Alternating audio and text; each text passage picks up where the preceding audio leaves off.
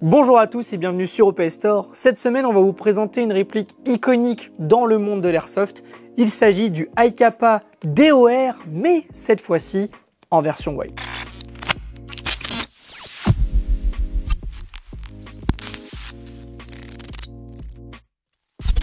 Pour commencer cette vidéo, comme d'habitude, on va regarder ce qui se trouve à l'intérieur de la boîte. Première chose que l'on peut observer avant l'ouverture de cette boîte, c'est qu'elle possède un blister de protection.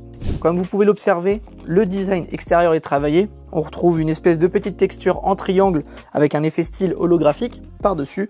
L'appellation DOR pour Direct Optic Ready. Et comme d'habitude chez Marui, vous allez voir, c'est toujours très bien travaillé, c'est très visuel dès l'ouverture de la boîte.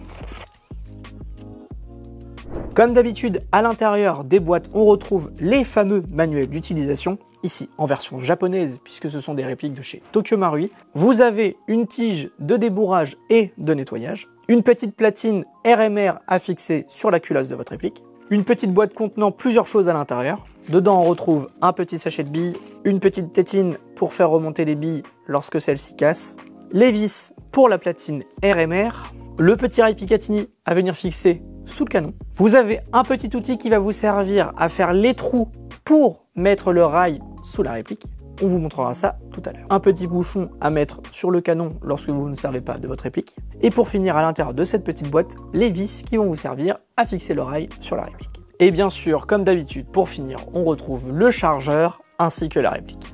Maintenant qu'on a regardé ce qu'il y avait à l'intérieur de la boîte, on va passer aux principales caractéristiques. Au niveau des matériaux utilisés pour la conception de cette réplique, on retrouve une culasse en polymère ainsi que le pistol grip avec un frame en alu. Première chose que l'on peut observer, contrairement à un iKappa classique type 5.1 ou 4.3, c'est que l'externe a été restylisé.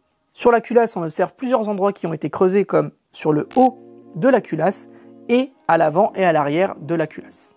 On retrouve une hausse et un guidon contrastés par des points blancs, mais si vous ne souhaitez pas utiliser la hausse et donc utiliser un RMR, comme expliqué tout à l'heure, vous avez de fourni la petite platine pour y fixer un RMR. Si vous souhaitez avoir un RMR full compatible, que ce soit au niveau de la platine et même de l'esthétique, vous avez de disponible sur notre site le fameux RMR compatible avec le DOR blanc. Sur cette même culasse, on retrouve de part et d'autre plusieurs gravures avec juste ici écrit DOR ainsi que le calibre. Et de l'autre côté, vous avez l'appellation DOR. Petit rappel pour ceux qui ne savent pas ce que veut dire DOR, c'est pour Direct Optic Ready. Cette réplique est équipée d'une sécurité qui est ambidextre. Vous avez une seconde sécurité en queue de castor à l'arrière de la réplique. La queue de castor sert à ne pas déclencher le tir lorsque vous tenez mal votre réplique. Contrairement à la sécurité, le slide stop ne se situe qu'à gauche. Et le bouton d'éjection se situe aussi à gauche. On peut observer un autre point qui se différencie par rapport aux anciens iKappa. Le marteau a été retravaillé et il est vraiment plus petit, contrairement aux anciens. Au niveau de la queue de détente, elle aussi, elle a été restylisée. Et comme vous pouvez l'observer, elle est contrastée par une couleur rouge pour vraiment la rendre visible.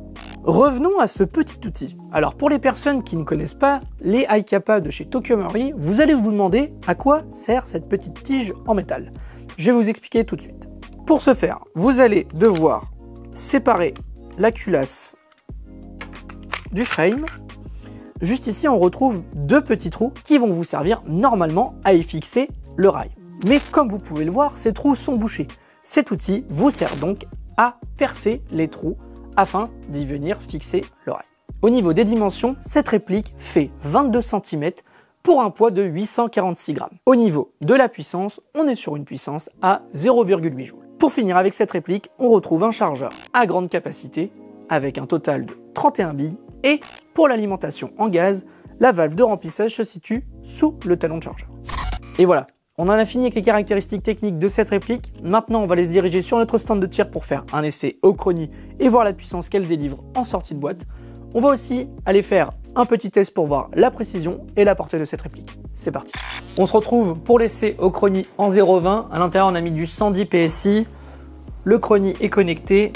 Il fait 20 degrés. On l'a bien paramétré en 0,20 et c'est parti. On va faire à peu près 5 tirs.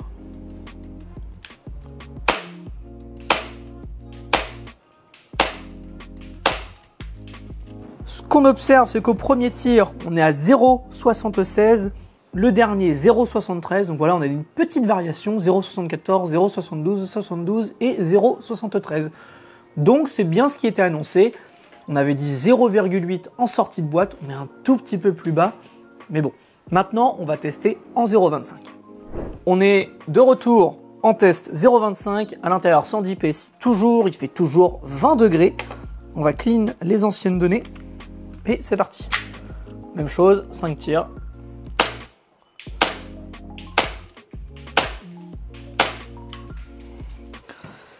Premier tir, 0,76 et on termine sur du 0,71. Comme vous pouvez voir, c'est toujours la même chose. Maintenant, on va aller faire notre essai sur le pas de tir. C'est parti. On se retrouve pour l'essai du DOR White à 20 mètres. À l'intérieur, 110 PSI, 0,25. Il fait toujours 20 degrés et c'est parti.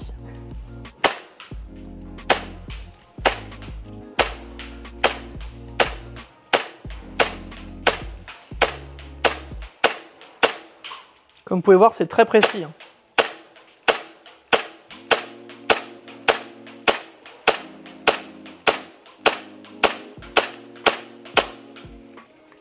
Et voilà. On se retrouve pour le bilan du DOR White de chez Tokyo Marui. Écoutez, ça va être très dur de critiquer cette réplique parce qu'elle est mondialement connue dans le monde de l'airsoft. Et comme vous avez pu voir encore une fois, les performances étaient là. Ils ont vraiment retravaillé l'esthétique de ce high kappa, ça va le rendre vraiment pas commun sur les terrains et c'est ça qui est vraiment cool. Premier point positif, ça va être au niveau des coloris utilisés. On a vraiment 3 couleurs dominantes avec le blanc, le noir et le gris et on a une petite touche rouge qui vient rajouter et même contraster avec la réplique, ce qui rend vraiment un effet très joli. Autre chose, ça va être aussi au niveau de la légèreté. Comme d'habitude avec Tokyo Marui, on a toujours des répliques qui sont très légères. Et là, c'est très bien. 843 grammes, c'est vraiment pas lourd. Vous allez pouvoir prendre votre visée et garder en main longtemps la réplique sans être fatigué très vite. Autre point positif, comme vous avez pu voir, on a un kick qui est vraiment modéré. Quand on l'a en main, on le sent, mais il n'est pas trop fort, ce qui peut vous permettre de garder tout le temps votre visée, même si vous enchaînez les tirs assez vite. Petit point négatif, et encore c'est un très léger point négatif, j'ai un peu peur qu'avec ce genre de réplique, surtout avec ce coloris-là, le moindre défaut, rayure, soit vraiment voyant. Gros point positif, en même temps, c'est son appellation, DOR pour Direct Optic Ready, et vraiment ça c'est un plus. Vous avez la petite platine à venir fixer à la place de la hausse si vous souhaitez utiliser un RMR, et ça, au niveau de l'acquisition rapide, un RMR, ça va être carrément plus simple qu'avec une hausse et un guidon. Je vous remercie d'avoir regardé cette vidéo. Tous les liens des produits sont dans la description, que ce soit le DOR, les chargeurs ou tout simplement le RMR que je vous ai présenté tout à l'heure. Je vous mets aussi en lien les consommables que nous avons utilisés lors de cet essai. Je vous invite à vous abonner, partager la vidéo, laisser un petit pouce bleu et un commentaire si vous avez des questions par rapport à ce produit ou à d'autres produits qui sont disponibles sur notre site internet. Je vous invite aussi à nous suivre sur nos différents réseaux sociaux, que ce soit Instagram et Facebook. C'était Arthur, et je vous dis à la prochaine sur opsstore.fr.